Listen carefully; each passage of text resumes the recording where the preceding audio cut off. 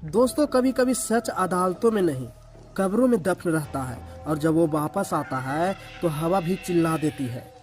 साल 2014 की एक सर्द रात में झारखंड के छोटे से कस्बे बेतिया नगर में पहली बार एक आदमी बाहर पड़ा मिला।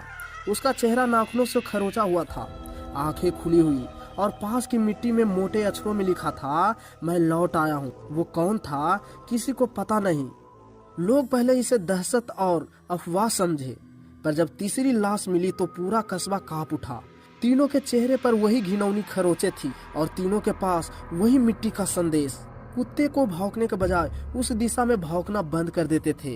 रात को घरों की खिड़कियां अपने आप बंद सी लगती। कस्बे की बूढ़ी औरतें कहती, उस रात स्कूल की घंटी धीरे धीरे बजी थी, पर कोई वहां नहीं था।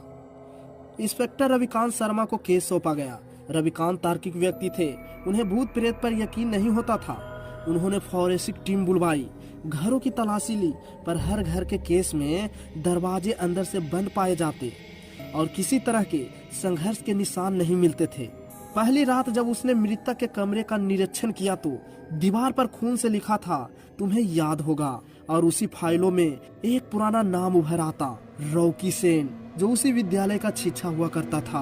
15 साल पहले यही कस्बा एक स्कूल हादसा की वजह से सुर्खियों में था। भीड़ ने उस समय एक अध्यापक रॉकी पर बच्चों के साथ गलत आचरण का आरोप लगाकर उसे जिंदा जला दिया था। मरते वक्त रॉकी ने चिल्लाकर कहा था, मैं निर्दोष हूँ, मैं कुछ नहीं किया हूँ, अगर मुझे कुछ हो गया तो मैं लौट कर फिर आऊंगा।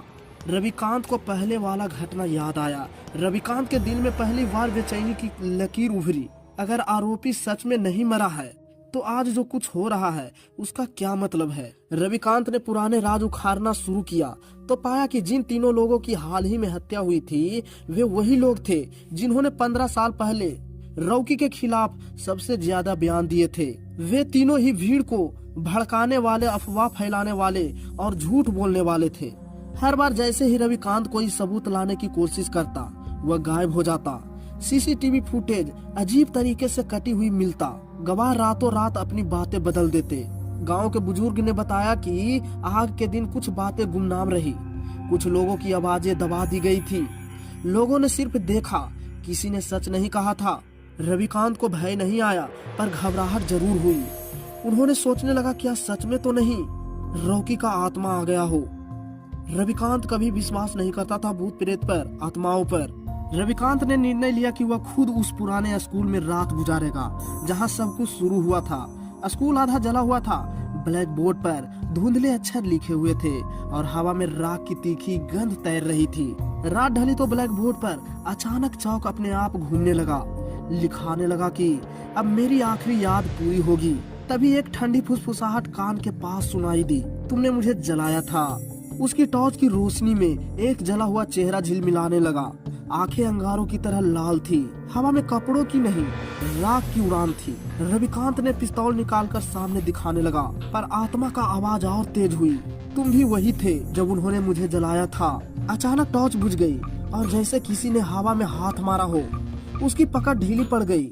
वह गिर गया और चिल्लाने लगा, पर उस रात उसकी चीखों का कोई रिकॉर्डिंग मोबाइल में नहीं मिला।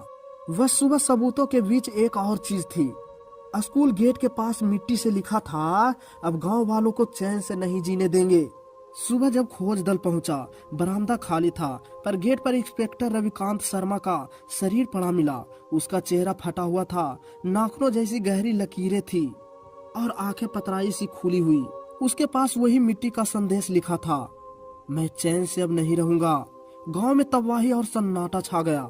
कुछ लोग कहते हैं कि रविकांत सब कुछ जानता था, पर उस समय बताया नहीं था, इसीलिए मारा गया। उस रात के बाद स्कूल को सील कर दिया गया, पर जब भी हवा चलती है, कुछ लोग कहते हैं धीमी फुसफुसाहट, चौक की खटखटाहट, पैरों की आहट और कोई आवाज कहती है, गांव वालों को चैन से नहीं रहने दूंगा। और तब से बेतिया नगर की गलियां सुनसान रहती है।